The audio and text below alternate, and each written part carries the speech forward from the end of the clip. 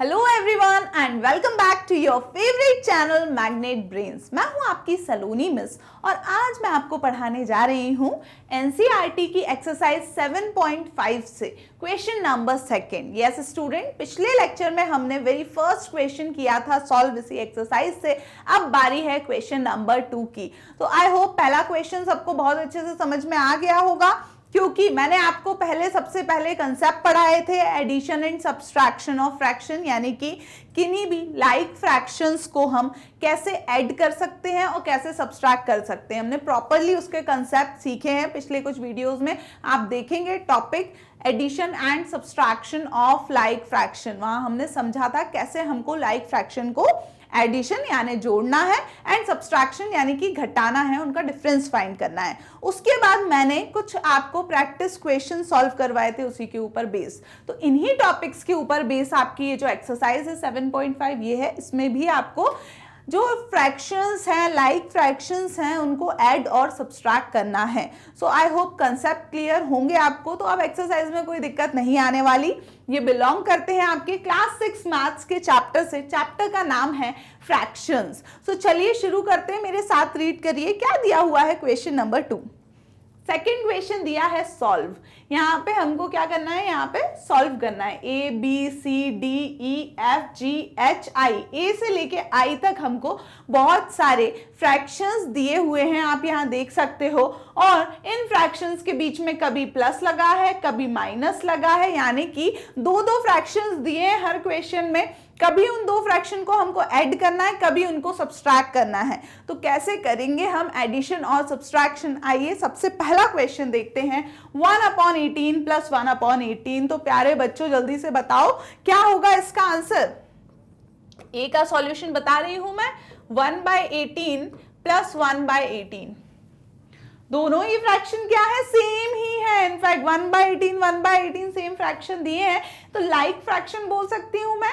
क्यों like fraction बोल सकती हूँ इन दोनों को, क्योंकि दोनों के डिनोमिनेटर सेम है। और हमने पढ़ा था जब भी हमको दो लाइक फ्रैक्शंस को ऐड करना होता है तो हम क्या करते हैं कि जो उनका न्यूमरेटर है उसको ऐड कर देते हैं और डिनोमिनेटर में जो सेम चल रहा है वही लिख देते हैं। 18 है तो आंसर में भी हम लिख देंगे 18, पर न्यूमरेटर को ऐड करने पे क्या मिल रहा है, 1 + 1 मिल रहा है 2। तो ये क्या हो जाएगा, 2/18 हो जाएगा आंसर। पर आप कहोगे कि मैम गलत है, वहां बुक में पीछे तो 1/9 दिया है। तो देखिए 2/18 लिखेंगे आप तो भी गलत नहीं है, लेकिन ये जो 2/18 है ये अपने सिंपलेस्ट फॉर्म में नहीं है। अगर मैं इसको सिंपलेस्ट फॉर्म में करना चाहूं कन्वर्ट, तो मैं क्या कर सकती हूं, दोनों 2 और 18 को कैसे डिवाइड करूं, मैं 2 से डिवाइड कर देती हूं। 2 की टेबल में दोनों आते हैं, तो 2 डिवाइड बाई 2 क्या मिलेगा मेरे को, 1, 2 1 टाइम 2। और 18 डिवाइड बाई 2 क्या मिलेगा, 2 9 टाइम्स मिलेगा मेरे को 18। तो 1/9 क्या हो जाएगा, आपका फाइनल आंसर हो जाएगा इस केस में। इसीलिए 2/18 मिला आपको मेन क्वेश्चन से, और उसका सिंप्लीफाइड फॉर्म है 1/9। तो 2/18 फिर डिवाइड करके 1/9 लिख देना। दोनों ही आंसर क्या है आपके, सही है। 2/18 का ही सिंपलेस्ट फॉर्म होता है 1/9। तो अगर आप 2/18 बोल रहे हैं तो गलत नहीं है वो, और कोई अगर 1/9 बोल रहा है वो भी गलत नहीं है। बस वो बोल रहे हैं सिंपलेस्ट फॉर्म में, हम बोल रहे हैं जो मेन हमारा आंसर आया था उस फॉर्म में। क्लियर हुआ। चलिए आगे बढ़ते हैं। तो ये पहले ए का आंसर आ गया 1/9। बी क्वेश्चन पे चलते हैं हम। बी क्वेश्चन देखिए क्या दिया हुआ है। बी में दिया है 8/15 प्लस 3/15। तो देखिए कैसे करेंगे इनको सॉल्व। एडिशन का ही क्वेश्चन है और हमने देखा है ये दोनों फ्रैक्शन कैसे हैं, इन दोनों ही फ्रैक्शन के डिनोमिनेटर्स हैं बिल्कुल सेम, यानी कि ये दोनों फ्रैक्शन क्या है, लाइक फ्रैक्शंस है।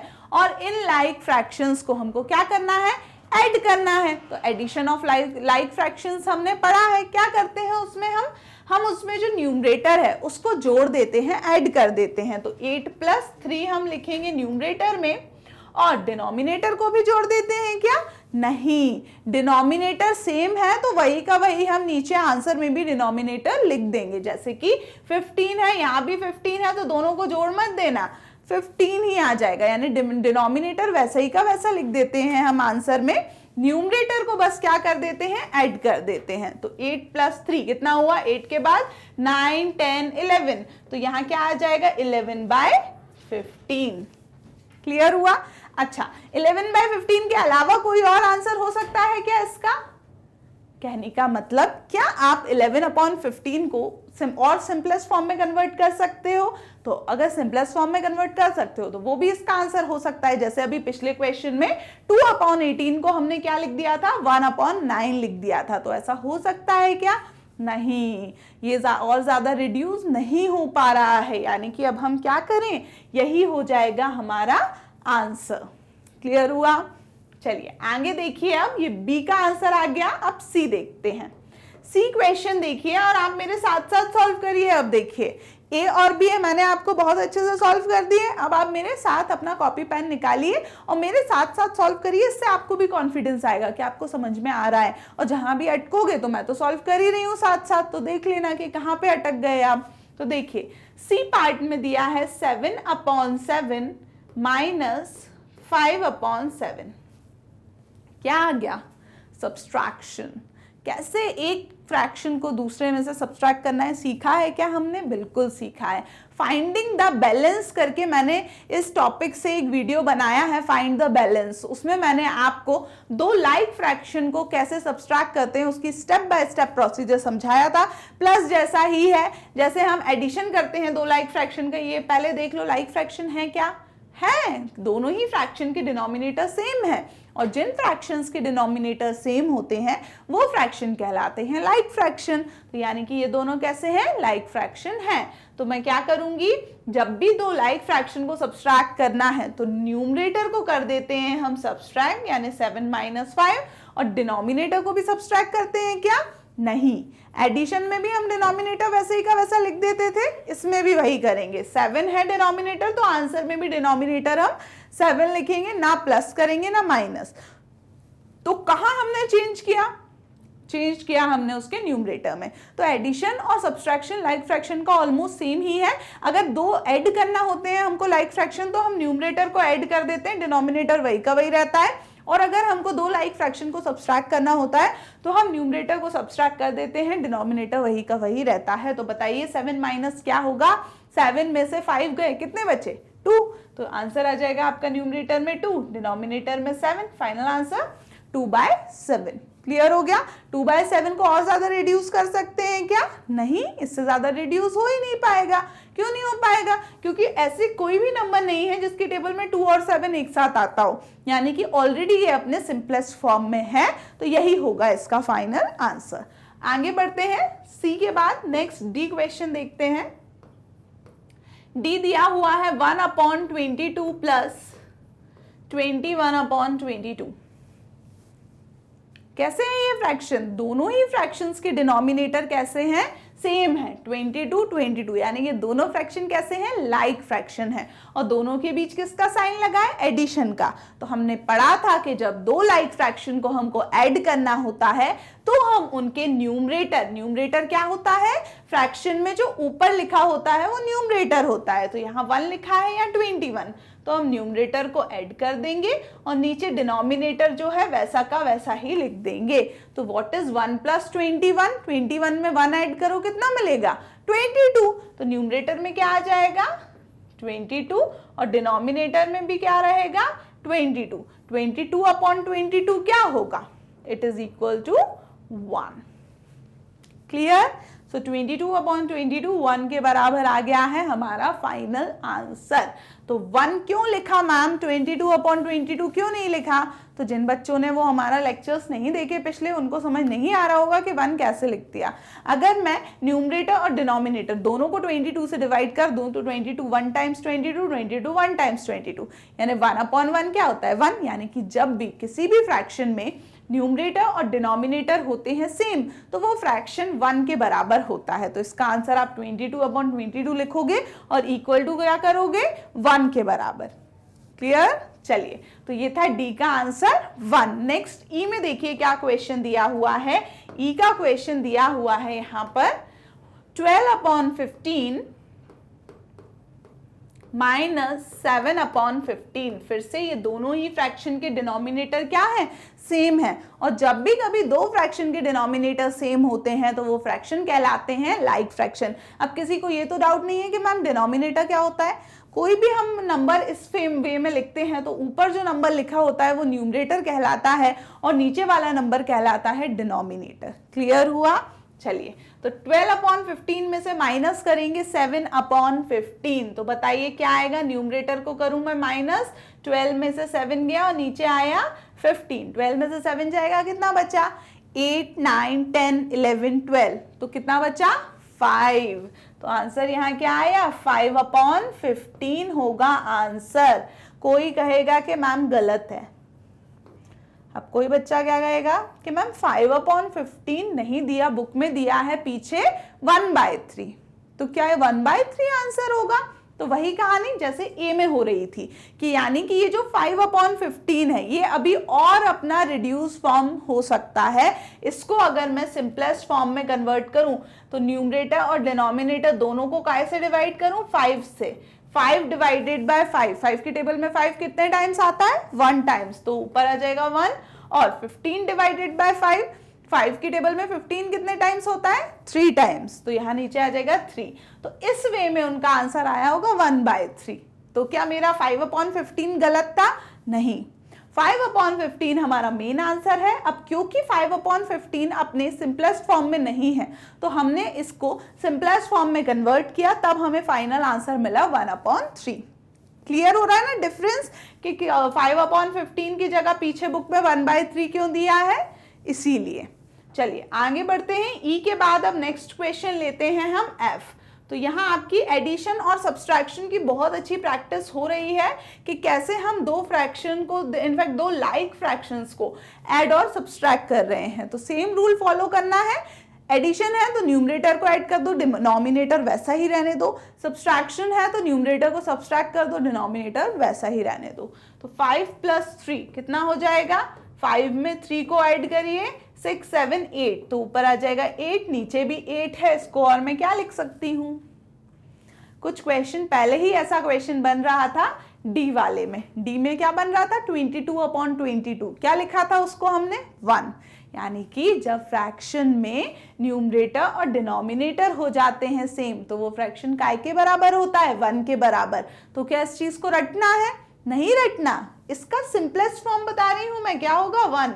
अगर मैं ऊपर नीचे दोनों को काय से डिवाइड कर दूं, 8 से, तो क्या होगा 8 डिवाइडेड बाय 8 1, 8 डिवाइडेड बाय 8 1, और 1/1 लिखूं मैं या 1 लिखूं, बात तो एक ही है। तो यानी कि 8/8 को हम फाइनली सिंपलेस्ट फॉर्म में क्या लिख सकते हैं, 1। तो 1 will be the final answer for your F question. Clear? तो ए से लेके एफ तक क्वेश्चन कर लिए। चलिए अब इस साइड पर आ जाते हैं। जी, एच और आई क्वेश्चन और बचे हुए हैं। तो जी क्वेश्चन हमसे पूछा गया है, देखिए थोड़ा सा डिफिकल्ट सा दिख रहा है क्या, बिल्कुल। ये जो जी एच आई क्वेश्चन है थोड़ा सा दिमाग लगाने वाले क्वेश्चन है, तो ध्यान से देखना। अभी तक ए से लेके एफ क्वेश्चन तो बहुत इजी थे। न्यूमरेटर को ऐड कर दो, न्यूमरेटर को सब्सट्रैक्ट कर दो, डिनोमिनेटर वैसे ही का वैसा लिख दो। पर ऐसा केस यहाँ नहीं है, यहाँ हमको एक्स्ट्रा मेहनत करनी है। और वो क्या मेहनत है वो ध्यान से देखो। जी क्वेश्चन में लिखा है 1 - 2/3। 1 में से माइनस करना है 2/3। आप कहोगे मैम एक तो फ्रैक्शन है लेकिन दूसरा तो क्या है, होल नंबर है। 1 क्या है, होल नंबर है, 1 तो फ्रैक्शन नहीं है। तो ये तो हमने सीखा ही नहीं है कि एक होल नंबर में से एक फ्रैक्शन को कैसे माइनस करें। हमने तो दो फ्रैक्शन को माइनस करना सीखा है। तो अभी मैंने आपको ये जो डी क्वेश्चन है इसमें, ये जो एफ क्वेश्चन है इसमें क्या बात बताई, मैंने बात बताई कि अगर किसी भी नंबर के न्यूमरेटर और डिनोमिनेटर सेम होते हैं, 8/8, 22/22, तो वो नंबर काय के बराबर हम लिख सकते हैं, 1 के बराबर। इस बात पर ध्यान करना।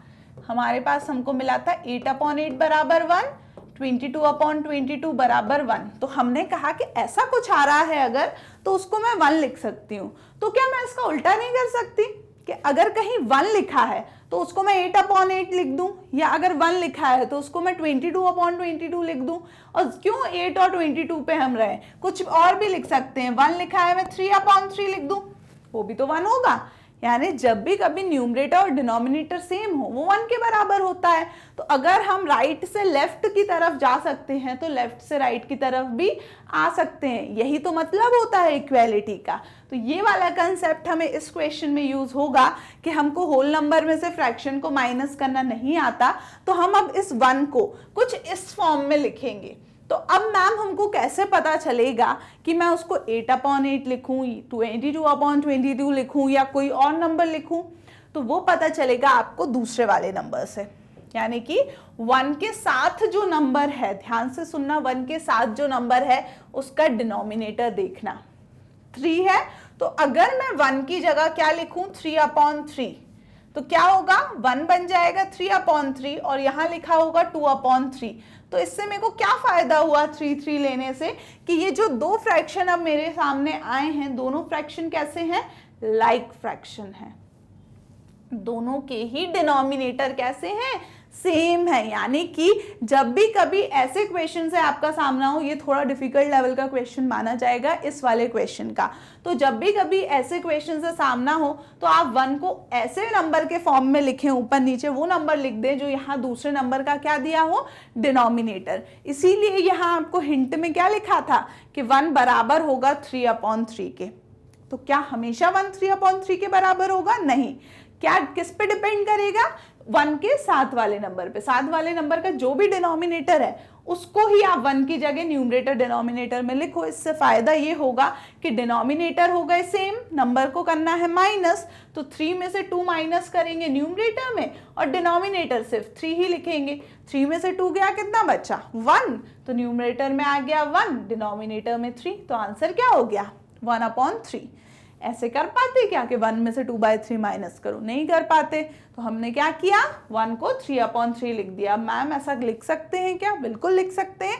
जब हम 3/3 को 1 लिख सकते हैं तो 1 को 3/3 क्यों नहीं लिख सकते? तो बिल्कुल सही है ऐसा करना। तो ये था जी क्वेश्चन, इंपॉर्टेंट मार्क कर लेना, प्रैक्टिस कर लेना इस टाइप के क्वेश्चन की। ओके, आगे बढ़ते हैं। जी के बाद अब नेक्स्ट देखिए एच क्वेश्चन। एच क्वेश्चन क्या दिया हुआ है, 1/4 प्लस 0/4। अब ये क्वेश्चन आप बेसिक जो हमारी लेगेसी चलती आ रही है वैसे भी सॉल्व कर सकते हो या अपना स्मार्ट दिमाग भी लगा सकते हो। एच क्वेश्चन में लिखा हुआ है 1/4 प्लस 0/4। तो आप क्या करते हो, दोनों लाइक फ्रैक्शन है क्योंकि दोनों के डिनोमिनेटर सेम है, तो आंसर में डिनोमिनेटर तो 4 आएगा, ये पक्की बात है, और न्यूमरेटर के बीच में प्लस लगाए तो न्यूमरेटर को ऐड कर देंगे। 1 में 0 प्लस करो, कितना आएगा? 0 का मतलब होता है कुछ नहीं, 0 यानी कुछ भी नहीं, कोई ऐसा नंबर थोड़ी है 0। 0 का मतलब कुछ नहीं, 0 मार्क्स आए हैं, इसका मतलब कोई मार्क्स मिला ही नहीं है आपको, सारे क्वेश्चन गलत है। तो यानी कि 1 में जब मैं कुछ भी प्लस नहीं करूंगी तो क्या बचेगा, 1 ही बचेगा, तो आंसर हो जाएगा 1/4। इसी क्वेश्चन को एक और तरीके से ये पूछ सकते थे, कैसे, 1/4 प्लस 0। तो इसमें भी आपको कोई मेहनत करने की जरूरत नहीं थी। 0 का मतलब कुछ नहीं, मतलब 0/4 लिखा हो या 0 लिखा हो, बात एक ही है। तो आंसर क्या आएगा, 1/4 में जब कुछ भी प्लस करना ही नहीं है तो आंसर 1/4 ही रहेगा, आपने कुछ जोड़ा ही नहीं उसमें। तो क्या कर सकते हैं आप, इसको ऐसे भी सॉल्व कर सकते हैं, और अगर सिर्फ 0 लिखा है तब भी क्या आंसर होगा, 1/4 ही होगा। क्लियर? चलिए जी, एच हो गया। आखिरी क्वेश्चन बचा है और ये भी बहुत ही क्लासिक क्वेश्चन है इस वाली सीरीज का। आई क्वेश्चन में क्या बता रहे हैं, देखिए 3 में से माइनस करना है 12/5, और देखो बच्चों फिर से कुछ इजी टाइप का क्वेश्चन आ गया।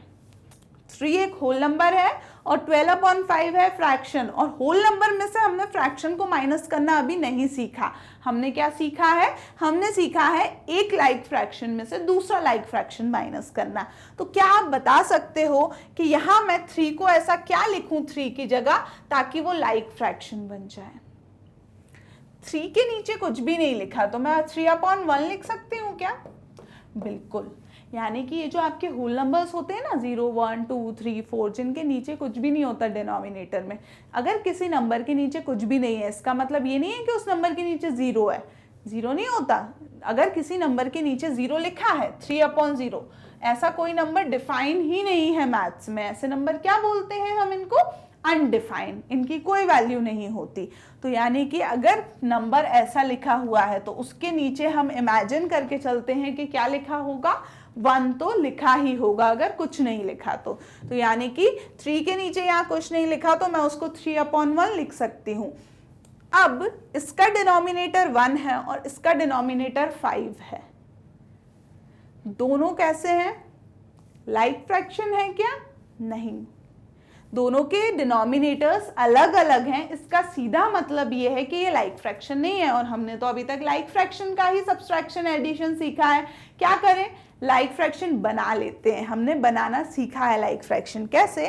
क्या आप मुझे बता सकते हो कि मैं 1 को कैसे 5 बनाऊं?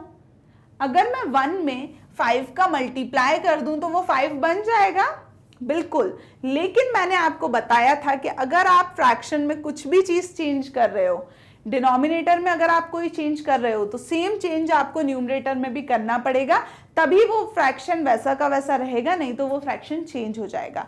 यानी कि अगर आपने 1 में 5 का मल्टीप्लाई किया है तो ऊपर आपको 3 में भी काय का मल्टीप्लाई करना पड़ेगा? 5 का। तो 3 इंटू 5 क्या हुआ? 15। 1 इंटू 5 क्या हुआ? 5।